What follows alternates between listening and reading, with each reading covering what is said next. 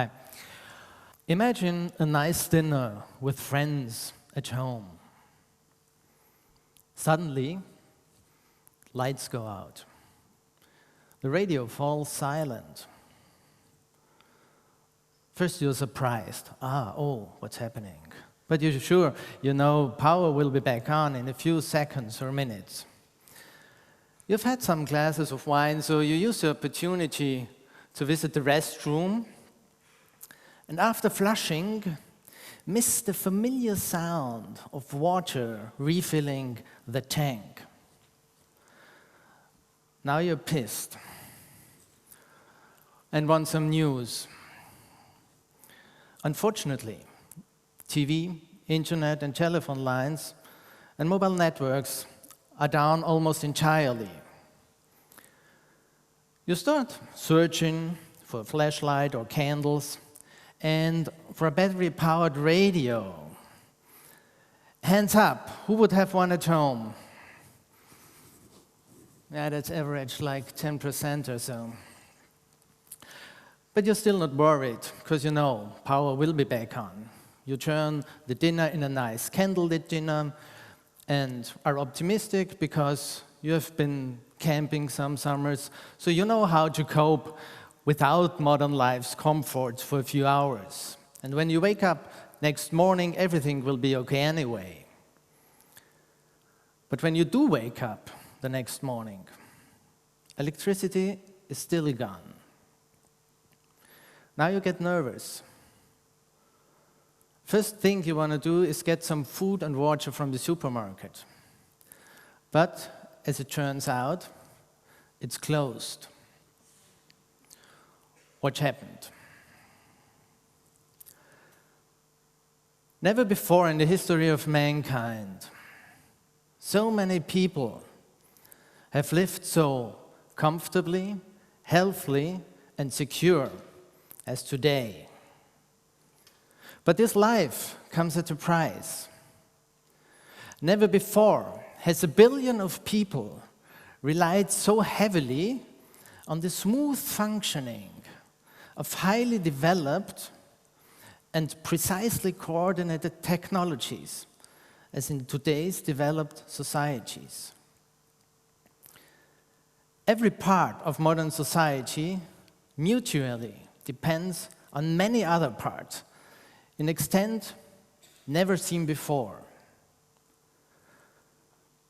Within one generation, the rise of information technology has fundamentally changed the way we organize our society, unnoticed by the most of us. This was the problem when I started working on my book about the subject a couple of years ago. How do you depict these hidden structures which come so natural to us that we do not even spare a thought on them? A classical storytelling approach is to show what happens when the systems stop working. So the outcome was the thriller Blackout, tomorrow it will be too late, which tells the story of a large blackout covering Europe and the North America for several weeks. If you think this can't happen, let me just remind you of a few blackouts in the past.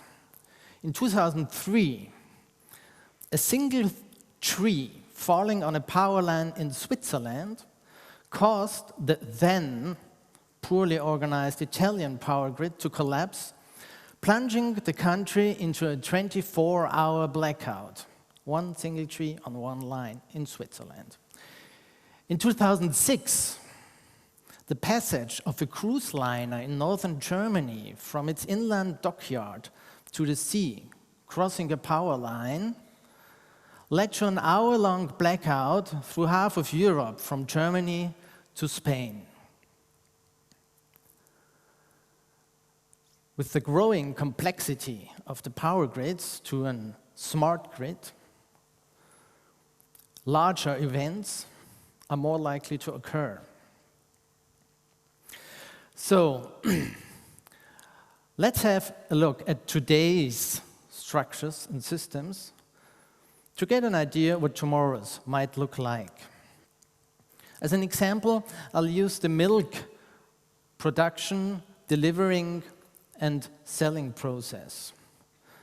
So maybe we start again at the closed supermarket and start at the beginning of this modern food chain. One very surprising and in our just-in-time economy very important fact about a large blackout is that at gas filling stations you can't fill up any longer because the pumps depend on the public grid. So, milk tankers transporting milk from farmers to dairies are grounded or stranded after a few hours if they can't fill up their tanks any longer. In the dairies, milk can't be processed any longer because most of them don't have emergency backup. At the dairy, the finished products in the refrigerated warehouses turn sour as soon as the emergency supply runs out, which is after a few hours, maximum a few days, if they had any. Transportation from dairy to retail chain warehouses and on to supermarkets face the same problem as the milk tankers. Yeah, but Germany stocks food, fuel, and oil for 3 months as a strategical stock, you might say. That's right. But as we can see, under the circumstances, it's not able to distribute it over the country. At the supermarkets, everything depends on electronics. Without electronic warehouse systems, employees no longer know what's in stock and what's not. Cooling and freezing systems stop. Electronic cash points don't work, neither do credit or bank cards. Electric door openers, air conditioning, etc. Everything fails. Some employees can show up for work because the tanks of their cars are empty and public transport stopped. So, under these circumstances, employees have the order to close the shop. But let's get back to the beginning of the chain once more. Modern milk production is no longer the romantic farms you see in commercials.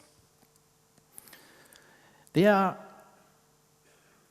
milk manufacturing plants, rearing hundreds or thousands of cows, bred to give milk up to 40 liters a day, one cow. These plants don't work without automated feeding, heating, ventilating, cleaning, and milking machines. So after emergency power supply ran out, farmers can feed, nurture, milk only a small fraction of the cows by hand. The rest suffers an agonizing death by inflamed and bursting udders, Euter, by hunger and thirst and lack of air. Because farmers even lack measures and resources for emergency slaughter. All industrialized farming suffers the same fate, be it pigs, poultry, glasshouse vegetables, or silos, which depend on the automated regulation of temperature and humidity. Industrial production generally stops almost immediately. Cash and money supply depend on the grid. Well, at least you can't pay bills. The water supply systems also depend on the power grid. Remember the toilet I mentioned before. Pharmacies face the same problems as supermarkets. Hospitals usually run out of supply of emergency power supply after 2 days, but they are organized like a modern car manufacturing plant anyway.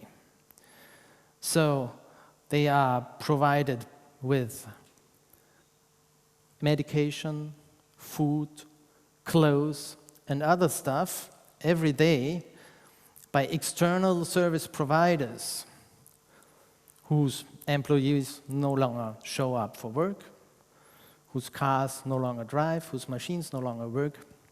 So I think by now you get the idea of interdependencies.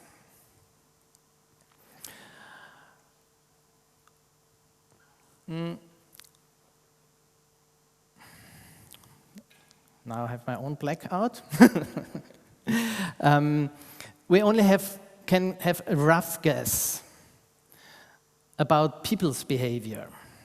But to quote a famous saying from Britain's MI5, we are 4 meals from anarchy. So these were only a few examples. What happens at day 2 to 4 at a large blackout in today's complex and interdependent societies. For the rest of the story, read Blackout. So, as we have seen, a developed society like ours completely depends on these hidden structures today already. New developments like the coming Internet of Things will raise this complexity and interdependencies to new heights. So, visions of future cities, we just saw some pictures and some interesting graphics, like the smart city, largely rely on the optimized management of very complex systems. It doesn't get easier by the fact that growing complexity leads to more unforeseeable failures and outcomes. So there's a lot of visions and ideas, but no sufficient answers yet to these growing challenges. I am not offer any either today, but I hope I could raise your awareness for your position as an individual, a company, or a community in today's connected, interdependent, and complex society. Because awareness is the first step to solutions. By the way, we are talking not only power supply or information technologies, but any growingly complex social, political, economical, or environmental system, like, for example, the climate. So in this world also, autonomy or independence exists less than ever.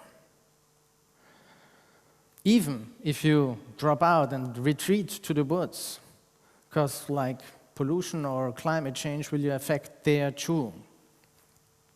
So strategies like selfishness, egoism, or the larger brethren, patriotism, nationalism, or protectionism, only nurture the illusion that you could drop out of the system, which you can't, as we just saw. So there might be at least one answer to these questions. It's general, it's not new, but it's more important than ever.